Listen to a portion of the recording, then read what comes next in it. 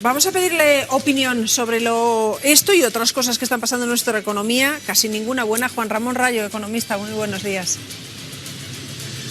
¿Qué tal? Buenos días, ¿cómo estamos? Bueno, que se pongan de acuerdo tres partes, sindicatos, empresarios y gobierno, por lo menos eso es una buena noticia, positiva. Otra cosa es, cuando llegue el momento de pagar el agujero que nos dejan los ERTEs, ¿cómo lo afrontamos? Otra cosa es esos debates que paralelamente están surgiendo también en otros países, si no se están sosteniendo, digamos, puestos ficticios y que luego cuando esto acabe es trabajos que ya han desaparecido.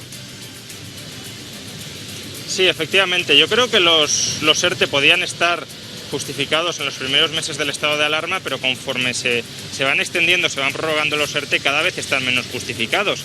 El efecto que tienen los ERTE es el de salvar los puestos de trabajo. Los ERTE no son un instrumento dirigido a proteger al trabajador, dado que existen otros instrumentos para proteger al trabajador, como la prestación por desempleo o, llegado el caso, el ingreso mínimo vital que fue aprobado hace unos meses. Por tanto, los ERTE son un mecanismo para socializar la factura salarial de las empresas entre todos los contribuyentes de tal manera que la empresa sobreviva.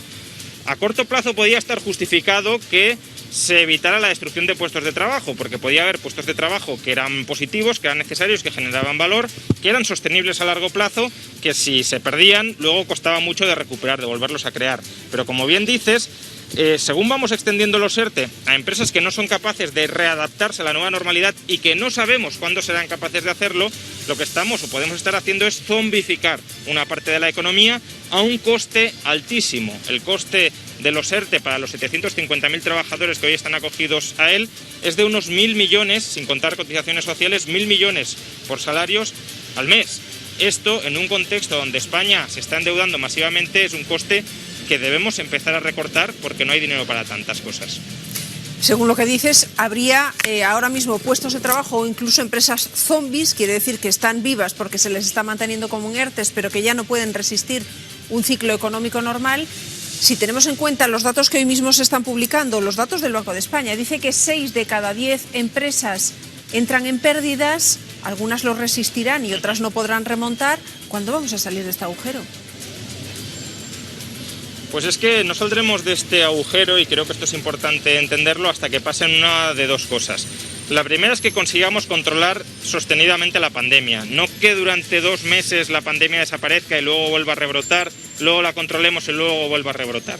Si eso sucede, la crisis será cíclica y será cíclicamente sanitaria, ni siquiera un ciclo económico financiero típico, sino que conforme la pandemia regrese en una segunda, tercera, cuarta, quinta ola, la crisis volverá.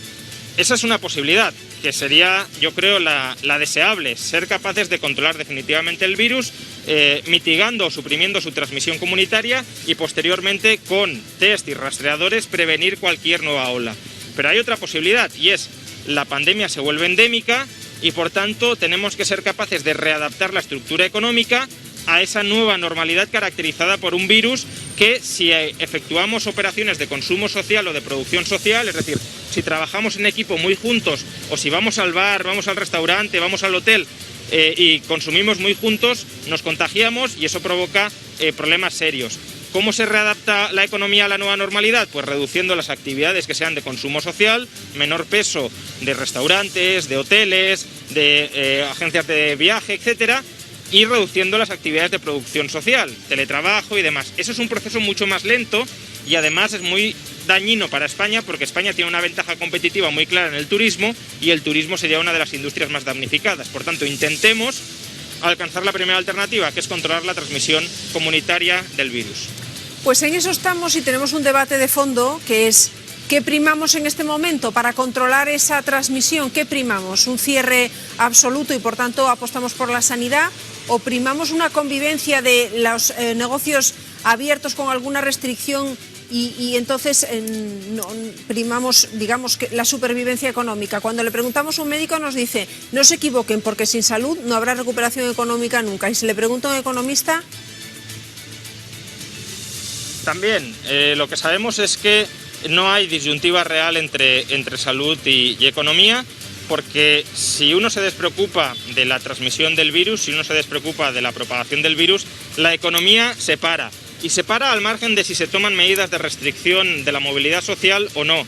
Básicamente porque cuando la gente ve que se empieza a morir la parte de la ciudadanía en masa de que es muy fácil contagiarse y que por tanto ir a un bar, ir a un restaurante, ir de viaje es muy arriesgado, ir al centro de trabajo es muy arriesgado, o me contagio en el centro de trabajo y por tanto tengo que pedir una baja, o se contagia mi hijo en la escuela y por tanto tengo que quedarme en casa por la baja de mi hijo. Cuando todo eso sucede, haya restricciones o no, la economía se para. Por tanto, la forma de evitar que la economía se pare en seco es controlar la transmisión del virus. Evidentemente lo ideal es controlar la transmisión del virus causando el menos daño posible a la economía. ¿Y eso cómo se logra? Como decía, cuando el virus no está muy extendido, con buen sistema de testeo y con buen sistema de rastreo, para que la gente pueda hacer la vida normal sin cerrar actividades. Ahora bien, si no somos capaces de controlar la transmisión del virus con buenos sistemas de testeo y de rastreo, recurrentemente tendremos que ir cerrando algunas actividades que son focos de contagio, como, ya digo, bares, escuelas, etcétera, para evitar que todo el resto de la economía se pare. Y por tanto, si queremos evitar ese cataclismo, lo que hay que poner son los medios desde el principio para poder vivir con normalidad, controlando a su vez la transmisión del virus. Pero efectivamente la disyuntiva entre economía y salud es falsa. ¿Se puede sobrereaccionar para tratar de mitigar la transmisión del virus y dañar la economía? Sí, pero lo crucial es tomar las medidas adecuadas, no sobrereaccionar, sino tomar las medidas adecuadas para que con esas medidas la transmisión del virus se pare. Pues tomamos nota, porque esta vez es un economista el que nos dice primero proteger la salud. Bueno, pues veremos qué pasa en los próximos días. Juan Ramón, gracias por atendernos. Buenos días y cuídate.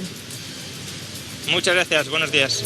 Y esta mañana también nos hemos encontrado un titular sorprendente, y es que la Audiencia Nacional ha decidido liberar a todas las personas implicadas en la salida a bolsa de Bankia. Eso quiere decir que tampoco Rato va a ir a la cárcel o va a pagar más pena por eso. ¿Por qué? Pues porque considera que había suficiente información, ¿no, Lorena? Que los órganos supervisores tenían suficientes elementos para saber lo que estaba pasando, que no se ocultó nada.